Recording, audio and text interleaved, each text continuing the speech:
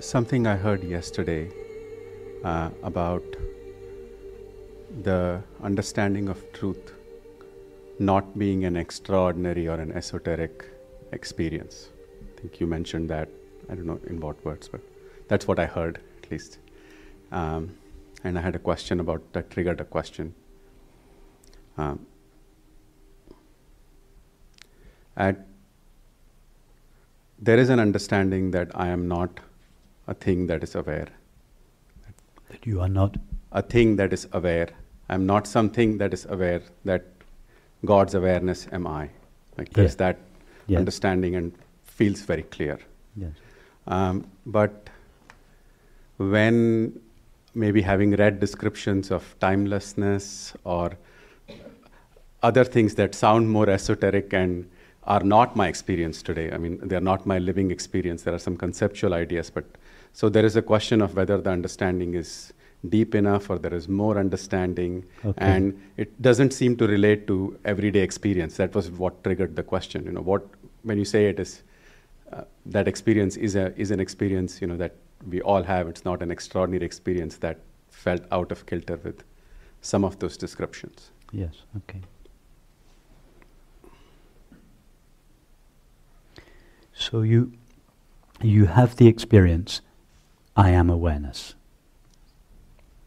And in the Indian tradition, this is sometimes arrived at through what's called the neti-neti process.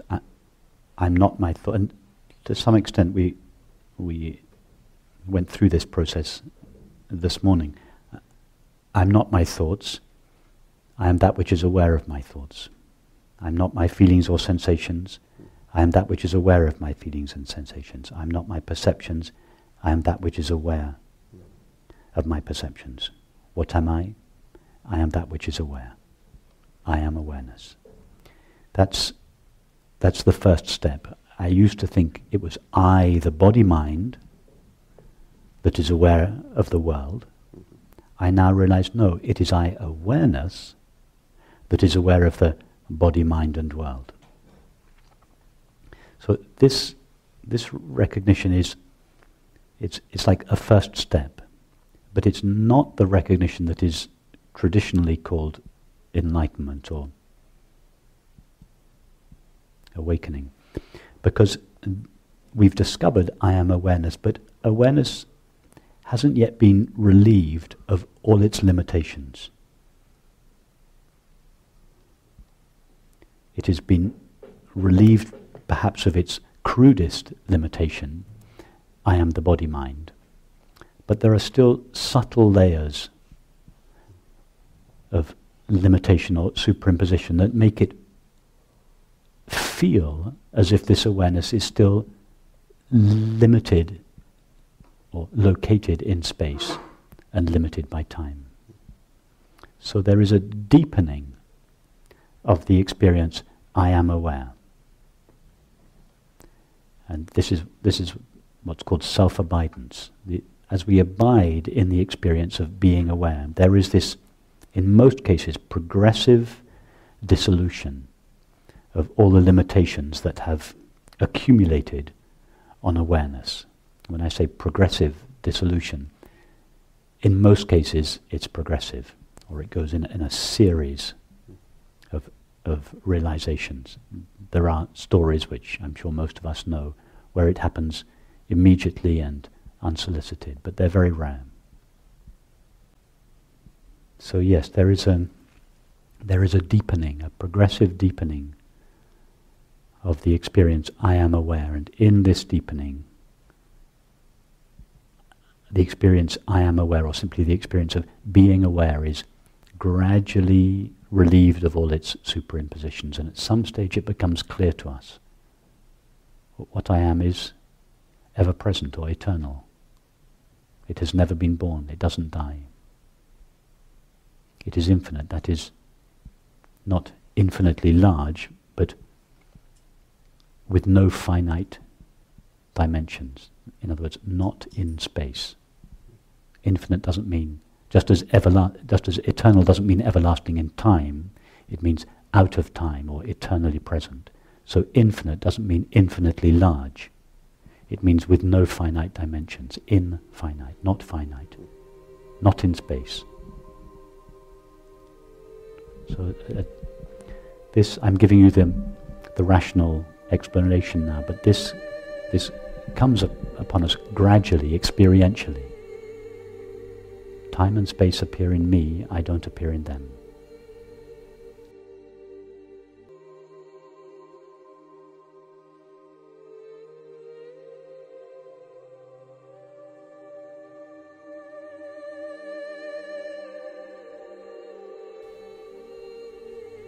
So you are attending now to thoughts and perceptions, yes? Your own thoughts, the sound of my voice, the sight of this room. Your attention is directed in each of these cases towards an object. Now, trace your attention back now in the opposite direction and tell us what you find. Nothing, there's just a feeling of I that is more like blank, you know. There's just a feeling that something like. Okay, so you have a blank feeling. Yeah. Go further back. That blank feeling has some objective qualities. It is blank and you can feel it. So go further back. Trace your experience further back. Okay, if it's blank, it has some objective qualities. What is aware of that blank? Tell us about that. It's blank in the sense that because my eyelids are closed, I see that like a black, but it's just like knowing, it's like a small bulb, like tung, tung, tung going on. What is aware of that?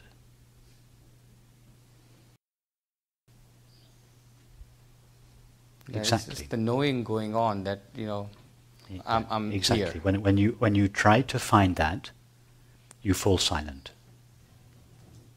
Why? Because it has no name or form. Right. You can't find it.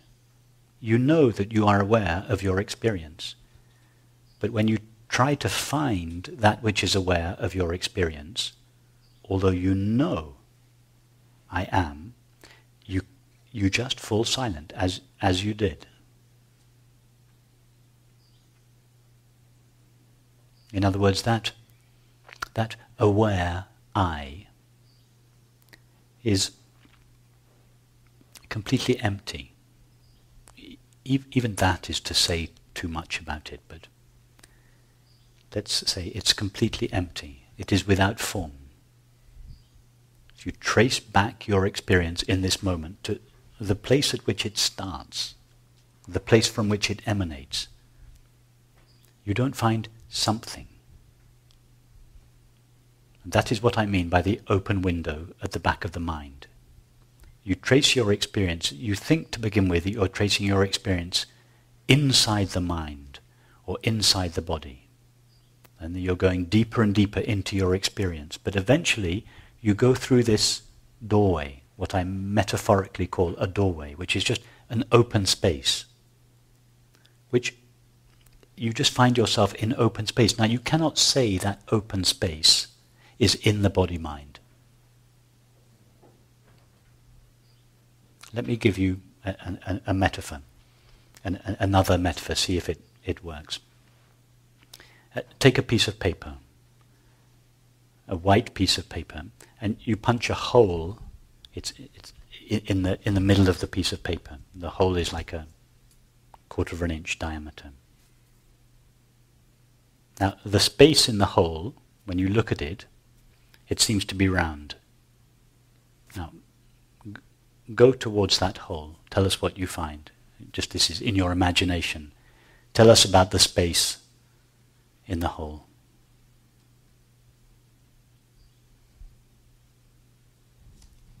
That space is more like, of course, we can say on the boundary, but it's like space is limitless, right? Exactly.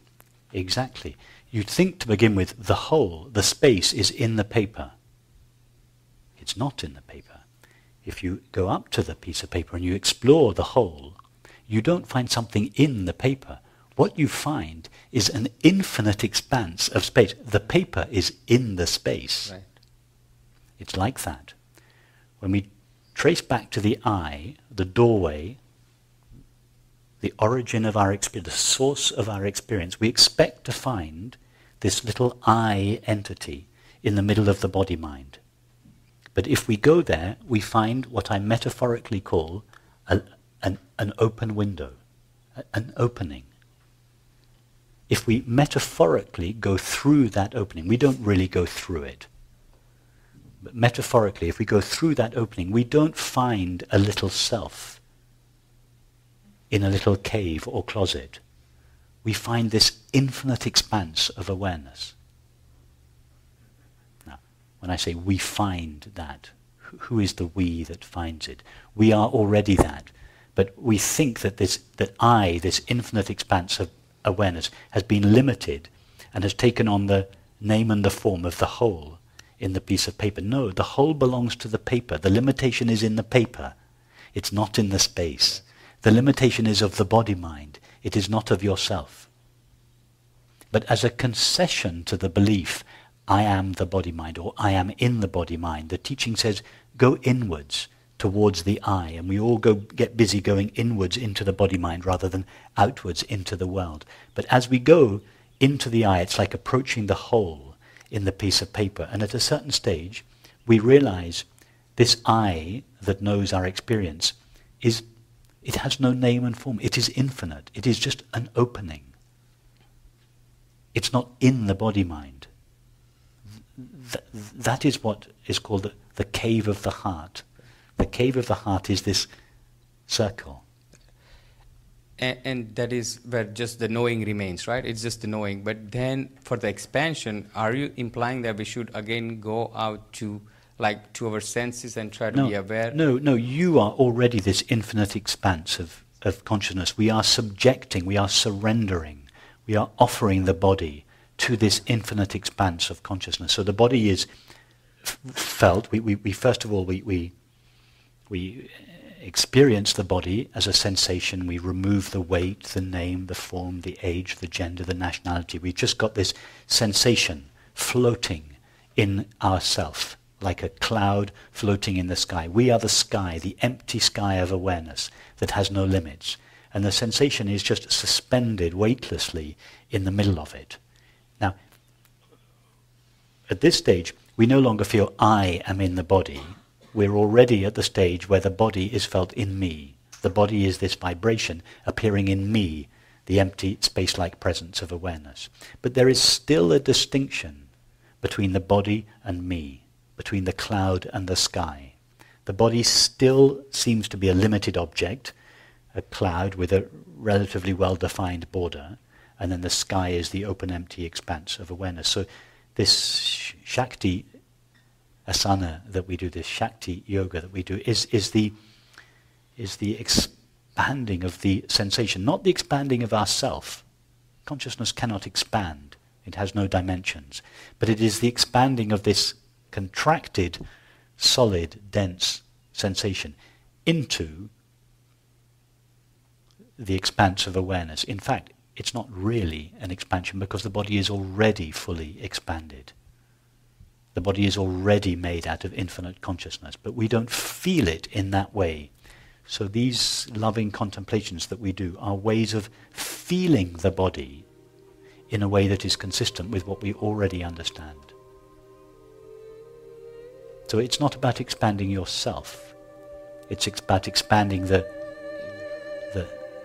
contracted sense of me, the body. That makes sense. Thank you so much.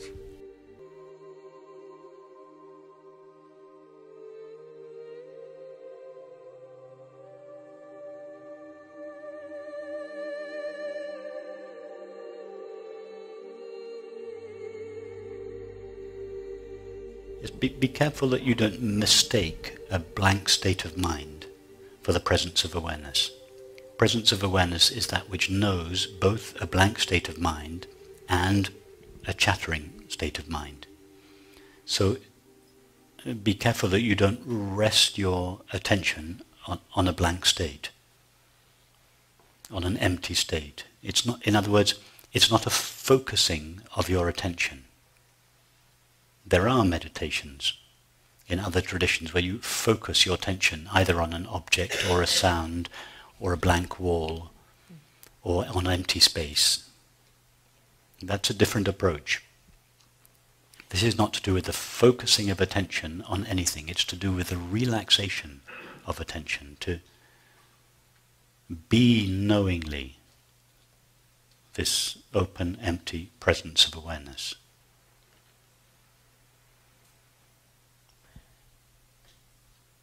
It's a defocusing or a softening of the focus. So if your attention is fixed on anything, it's only possible to attend to an object. Just make sure that's clear. You try now to attend to something that is not an object, or to direct your attention to something that has no objective qualities. It's not possible. It's only possible to attend to an object.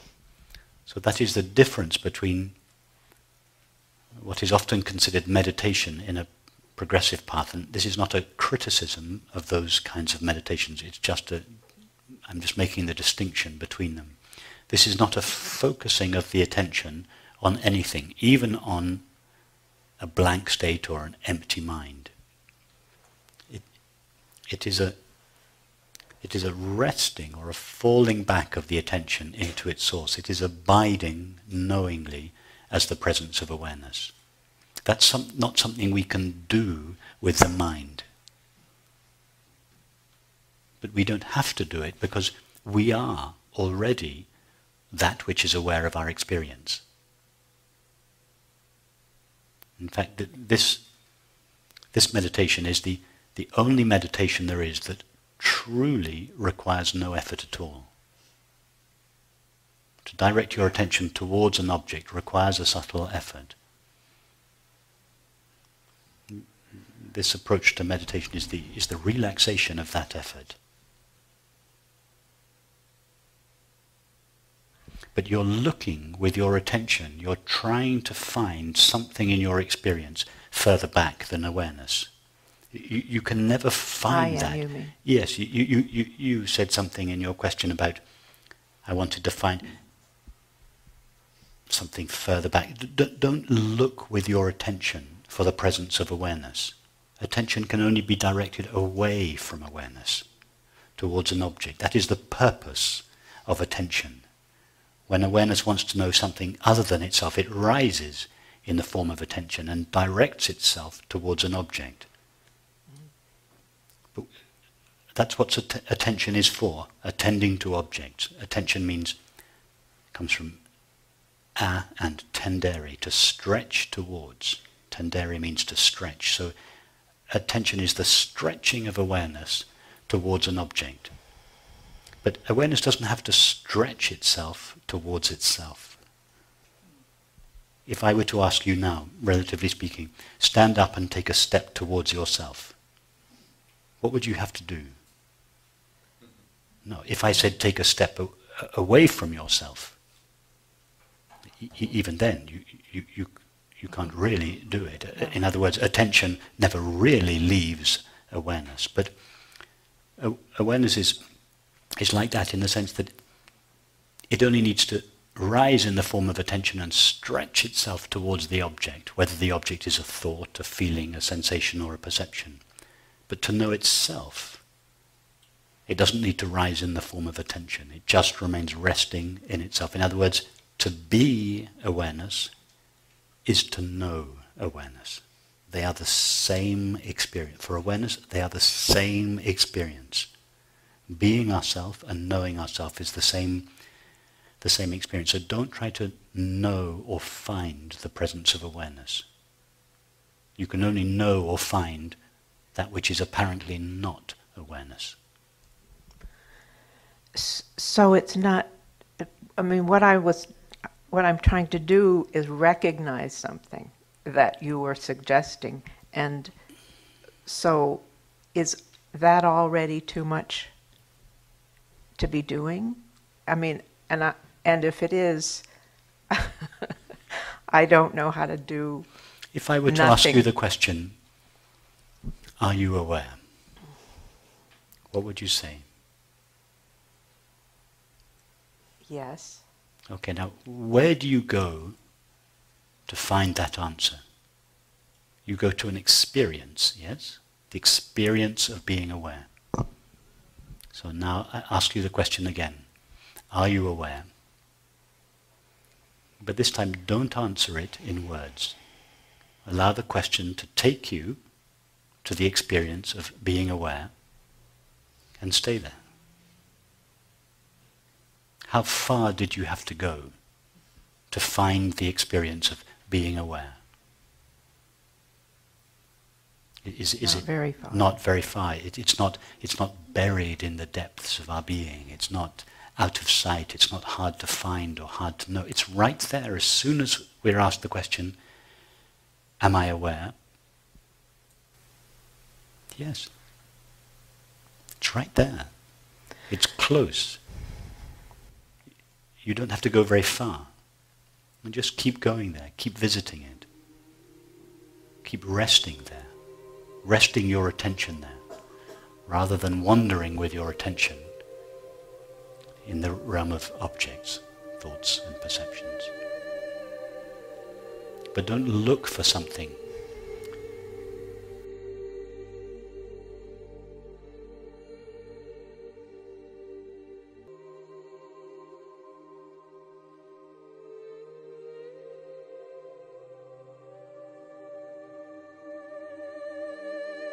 What it means is that the waking state requires a narrowing of the focus. And when we're focused in the waking state, everything is crystal clear, but limited. Now when we fall asleep, there is a relaxation of the focus of our attention. And as the focus of our attention gets wider, so things become less clearly defined. We're in a dream state now. The laws of nature are looser, our perceptions are looser. And as the focus of attention gets wider and wider and wider and wider, it eventually goes back to being wide open, deep sleep, infinite field of possibilities, not even any time and space, no form there, just pure consciousness. And then there is this focusing of the attention. Forms begin to appear.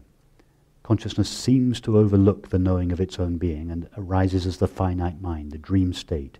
Forms begin to appear, but they're loose. There's no gravity. The time can go in either direction. But then, focus, focus, focus, focus, we come into the waking state, where the laws of nature are much more fixed, where everything is much more concrete, everything is separated into separate objects and selves. But all that these apparently finite objects and selves are made of is in fact the only substance present in our waking state experience is this infinite formless consciousness, which has overlooked the knowing of its own being and as a result appeared in form. Now this relaxation, this going from the waking state to the dream state, to deep sleep, and back to dream state and the waking state. It's a relaxation of the focus of attention. The same experience can be affected by drugs. If you take drugs, there is this same relaxation of the focus of attention. And what happens when the attention relaxes? Its field gets broader. So in drug-induced states, the field of experience is way larger and more colourful than the waking state. In dreams, the field of experience is way larger. You can fly from London to California. It's so much easier. because the less the focus, the wider the field of possibilities. The same process takes place in meditation. There is this defocusing of the attention, this relaxation of the attention. And as the attention relaxes, so the concrete reality of the waking states begins to loosen up And there is this experience that you, I'm sorry, I don't, Sarah just described. The body can disappear completely. You're reenacting consciously, not through the use of drugs, not through nature's use of sleep, but whilst remaining wide awake, we are going through this same opening and relaxing. And if we go all the way back, we realize the original nature of the mind, this infinite, formless, uncolored, empty field of possibilities or pure consciousness. That is the stuff that this very experience is made of. It is the only stuff that is present in this experience.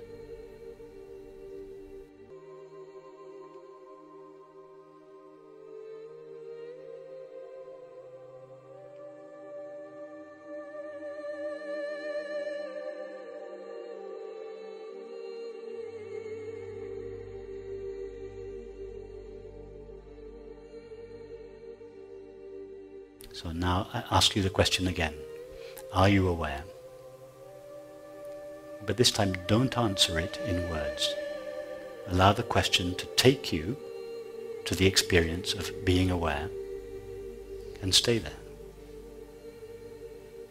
How far did you have to go to find the experience of being aware? It's not buried in the depths of our being. It's not out of sight. It's not hard to find or hard to know. It's right there as soon as we're asked the question, am I aware? Yes. It's right there. It's close. You don't have to go very far. And just keep going there. Keep visiting it. Keep resting there. Resting your attention there. Rather than wandering with your attention in the realm of objects, thoughts and perceptions.